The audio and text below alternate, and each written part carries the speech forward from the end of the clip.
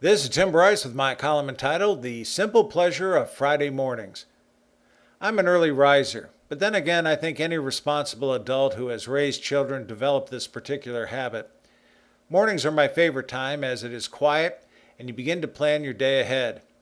On our side of Florida, the Gulf Coast, our sunsets are much better than sunrises. Fortunately, there are other things to observe early in the day. I particularly enjoy driving at this twilight time between 6 and 7 a.m. as there are many people on the road.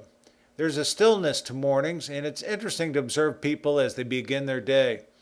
Many people like to check their email and tune into social media early on, but I don't believe they know what they're missing outside. As I drive through my neighborhood on my way out, I see a few people walking and jogging, but mostly walking. Some are out with their dogs for their morning walk, carrying the obligatory plastic bags to pick up the pet's waste. As part of the ritual, the dogs sniff the morning dew on the lawns and challenge squirrels and birds already foraging for food. Flowers and azalea bushes are just beginning to open for the day, painting marvelous tapestries on lawns. Those who walk alone either seem to be on a mission as they march or stroll slowly along gabbing on their smartphones. I often wonder who they're annoying at this early hour. Children are yawning as they meander to the bus stop for the first wave of pickups for the day. All wear a backpack and look like they're off on a hike as opposed to going to school. Carpools and families are also beginning to make the rounds.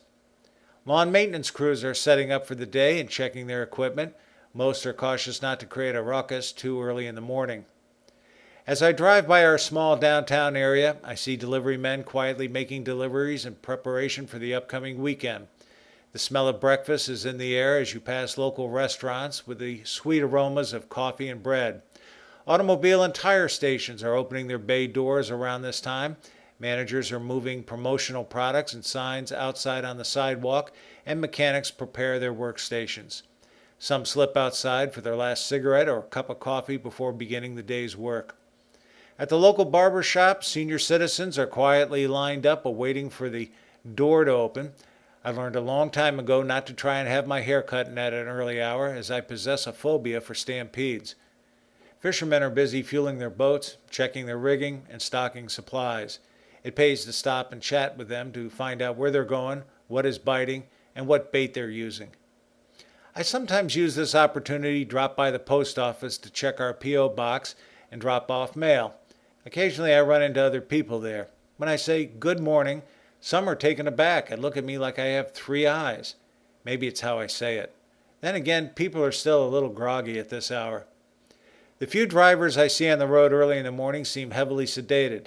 They are not in as big a rush as they do by 8 a.m. and the rest of the day.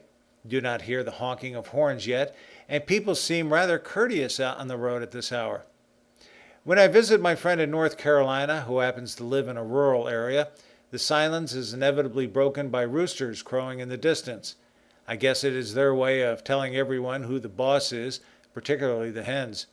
As you travel in such areas, you see farmers already up and going about their business, be it to feed the livestock or start their equipment in preparation for sunup.